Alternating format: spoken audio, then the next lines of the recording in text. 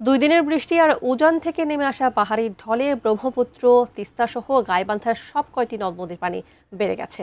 ভাঙন দেখা দিয়েছে নদী তীরবর্তী আবাদি জমির। আতঙ্কে দিন কাটছে নদী পাড়ের মানুষদের। এই বিষয়ে জানাতে গাইবান্ধার করতোয়া নদীর কাঁটাখালী পয়েন্ট থেকে সরাসরি যুক্ত হচ্ছেন গাইবান্ধা প্রতিনিধি রবিউল ইসলাম।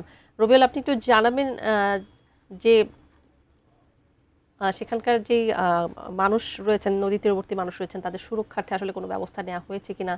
আবাদি জমির কথা বলছিলাম, সেগুলোও নষ্ট হতে পারে বলে আশঙ্কা করা হচ্ছে। একটু বিস্তারিত জানাবেন।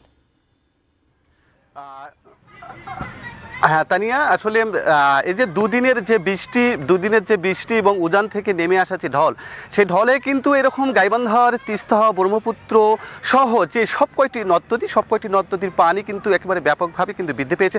যদিও পানি উন্নয়ন বোর্ড বলছে যে বিপদ সীমার নিচেই রয়েছে এখনো পানি, কিন্তু আমি কিন্তু দেখেছি যে শাহঘাটা, ফুলছড়ি, সুন্দরগঞ্জের যে চর এলাকাগুলো রয়েছে, বিশেষ করে নদীর তীরবর্তী যে মানুষগুলো, সেই মানুষগুলো কিন্তু একেবারে কিন্তু আতঙ্কে দিন কাটছে। তাদের সেই মানুষগুলো কিন্তু আতঙ্কে দিন কাটছে। এবং এই যে প্রতি বছর যে আসলে নদীর যে একটা ভাঙন, এই যে পানি বৃদ্ধি হওয়ার পর আমরা দেখি, সেটি কিন্তু আমরা কিন্তু এবারও কিন্তু আমরা দেখছি।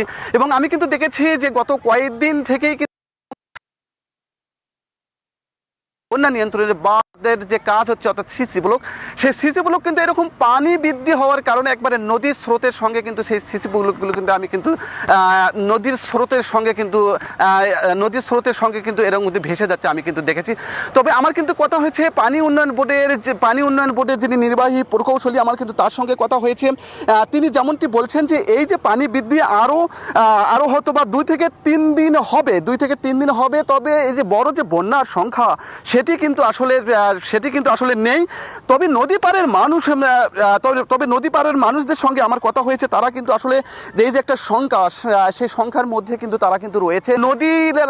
অর্থাৎ এই যে নদী তীরবর্তীর যে এরকম আবাদি জমিগুলো, সেই আবাদি জমিগুলো কিন্তু প্রতি বছরের মতো এবারও কিন্তু একেবারে নদীর গর্ভে কিন্তু যাচ্ছেন। তো এই যে কৃষকদের যে একটা সংখ্যা, এই যে কৃষকদের যে একটা ভয়, বিশেষ করে এই যে বসত বাড়ি, আমরা কিন্তু এর আগেও দেখেছি এরকম বসত বাড়িও কিন্তু এরকম নদীর মধ্যে গেছে। তো এই যে পানি বৃদ্ধি যদি এরকম অব্যাহত থাকে, তাহলে কিন্তু আসলে এই যে আবাদি জমি, বসত বাড়ি, সেগুলো কিন্তু একবারে নদী গর্ভে কিন্তু যাবে। তো এই ছিল আমার কাছে গাইবান্ধা নদী পানি বৃদ্ধি সেটির সবশেষ তথ্য।